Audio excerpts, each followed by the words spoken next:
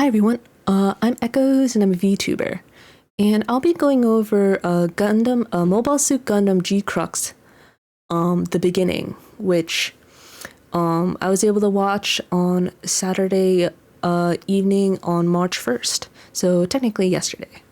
So yeah, just because I watched it because I wanted to get kind of a sense of the upcoming anime, which will be airing on Tuesday, April 8th, and see for myself what this new Gundam series has to offer.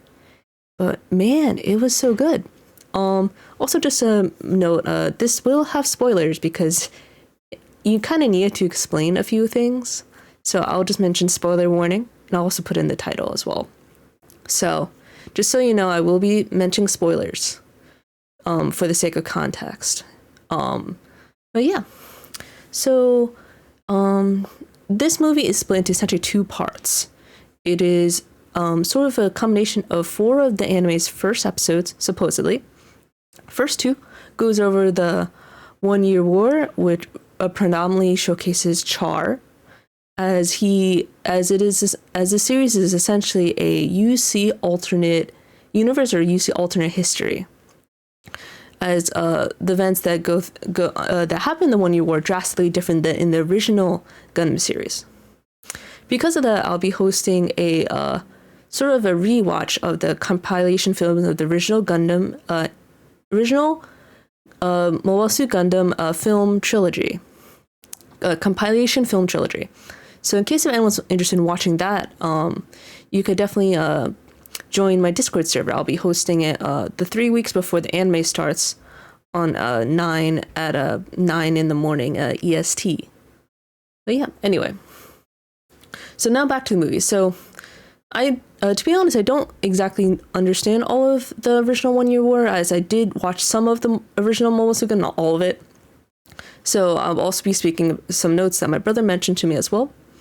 But yeah, but a few of the interesting parts in the first 2 episodes is essentially that instead of Amuro taking the RX, Char actually takes it and kind of uses it for the sake of the Zeon.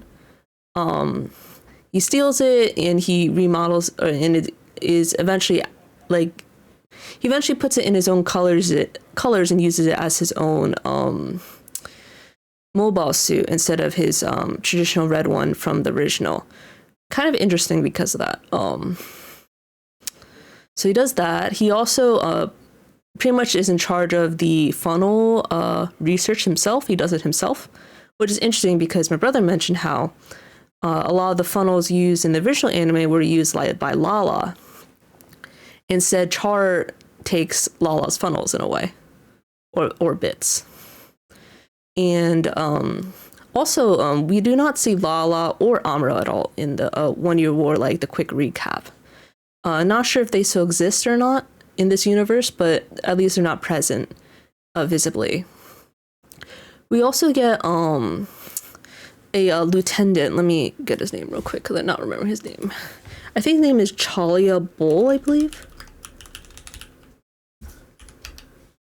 Yeah, Chalia Bull. So he was essentially created as no, he was actually in the original Mobile Suit Gundam, but they kind of repurposed him for this film to serve as his partner, as Char's partner specifically. They're sort of like a tag team of sorts, with Char using the red version, the Red Gundam, and Chalia using, I guess, another type of mobile suit. I forgot what it was called, but it was really interesting. It looked kind of like a spaceship with like really long arms. Very interesting. But they were both new types, which is why they work together.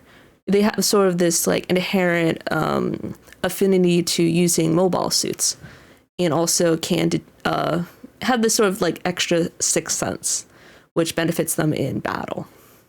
So yeah, so in the 1-year war, he steals it, does the bit stuff, and then you have something about I guess something called Solomon, which is like, it looks kind of like a big rock.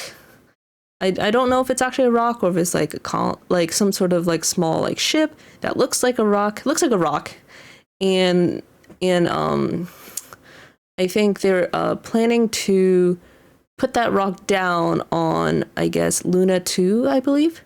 Like on a, let's see, on like some sort of like on one of the Zeon strongholds as kind of a way to destroy their efforts. And Char was in charge of that initiative of preventing the rock from falling on Luna 2. And during that time, he actually sabotaged the effort because he doesn't really care much about the Zabi family and all the Zeon politics and whatnot. But due to some sort of weird time warp thingy, he eventually is supposedly transported 5 years in the future, from 0080 to 0085. So, yeah, so that's essentially a quick summary.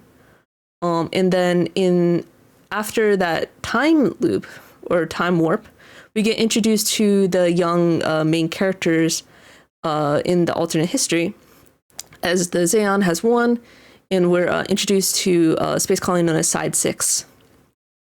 Main red-haired young girl, her name's Amate, but her nickname's Machu, so I'll just use that because it's easier. So she kind of has this run-in with this girl called Nyaa, who is sort of acting as kind of like a, what do I call it? She's kind of like carrying goods like back and forth for the sake of money because she doesn't have much money. And Machu is also kind of interesting, where she kind of is a lot like some more recent mecha protagonists, where kind of she wants to have something real, because being in a space colony, you don't have real gravity, you don't even have real water or oceans. So she wants to have a sense of freedom and wants to feel freed from, I guess, constraints, I suppose. And due to circumstances, she is able to pilot the GQuuuuuuX, or GQuuuuuuX, however you pronounce it, because she is able to activate a program known as the Omega Saikamu, which is, I guess, only can be used by new types. And we don't know why, just, it's it's a very common main character power is to be a new type and use new type exclusive abilities. And using that power, she's able to overcome a Zaku, a police Zaku, and also use it to fight in a clan battle, because she needs money for her broken phone that Nyaa broke. She also wants to help Nyaa, who's kind of like needing money. And then she also meets this blue-haired kid known as Shuji, who saw something she calls the Kira, that she saw when she first piloted the GQuuuuuuX and used the Omega Saikamu. It's kind of like some sort of like fourth dimension or higher level consciousness, or something that very similar to Char experience when he time warped. Some sort of like strange phenomenon that allows both of them to kind of hear each other in their minds. New type, it's like maybe like some sort of new type resonance of some sort. But yeah, really interesting. Because Machu is her fighting style is very distinctive from Char's, even though they're both new types. Machu doesn't have bits. She doesn't have any funnels because the GQuuuuuuX doesn't have any, or she doesn't know how to use them. She uses a Heat Hawk, which is essentially an axe, which is really cool. She can her fighting prowess is very instinctive, but she's good, which just makes it even more impressive. But what also makes it good is that she's good not just by herself, but she also is good with other people. She works with Shuji, who somehow gets can use the Red Gundam, which warp through time somehow. And I believe that what's happening with that is that the the Red Gundam is essentially going through time, and it's believed that Char is actually in the Red Gundam because Shuji can hear the Gundam's voice. It's kind of very similar to kind of like the Phoenix from Narrative. So I thought that was super interesting because it's not an entirely new concept where mobile suit pilots are kind of chucked into have their souls in their mobile suits. It's relatively common every once in a while.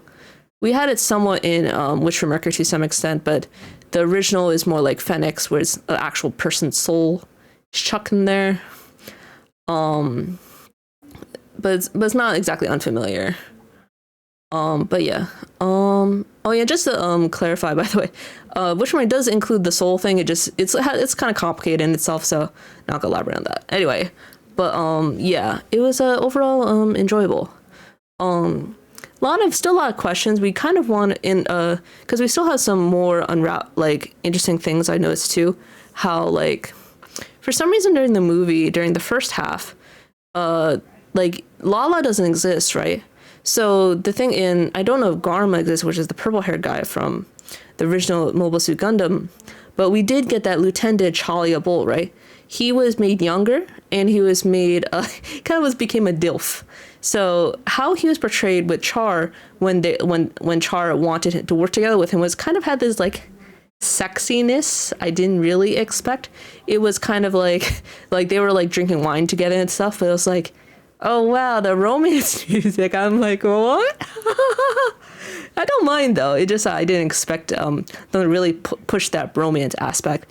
And then Chalia is also in the time skip, as he's now become a very cool official.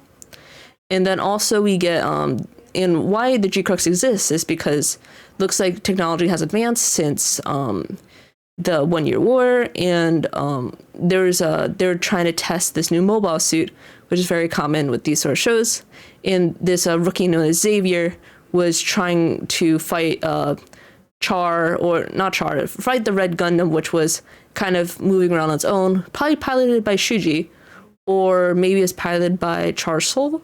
I think it's Shuji at least. He's in the suit itself, because the lieutenant Charlie Bull didn't know who was in it, so he probably only knows Shuji because he was a very distinctively different person than Char was, because Charlie Bull and Char have this like sort of connection to each other. So I think it makes sense he knows someone different. And then with the testing and all that stuff, it kind of went wrong because the tester Xavier was not Ensign. I think Ensign Xavier, I believe. He wasn't able to fully activate the GQuuuuuuX's abilities because he couldn't activate the Omega Saikamu program, which was kind of like in the testing phase. But Machu was able to, because I guess she's a more proper new type. So she's able to do that, which Xavier couldn't. And then the Chalia was able to had to rescue the pilot because he got captured by the police. So that was kind of funny, but regardless, it was enjoyable, and yeah, lots of interesting details overall. I don't know if they cut anything down compared to the official TV release, which will be in April, but I am looking forward to seeing how things go. And overall, because I'm pretty sure once it starts in April, we'll have a month of watching what was covered in the movie, and then we'll go over what any new stuff after that in May. All right, thank you so much, and have a good rest of your day. Take care.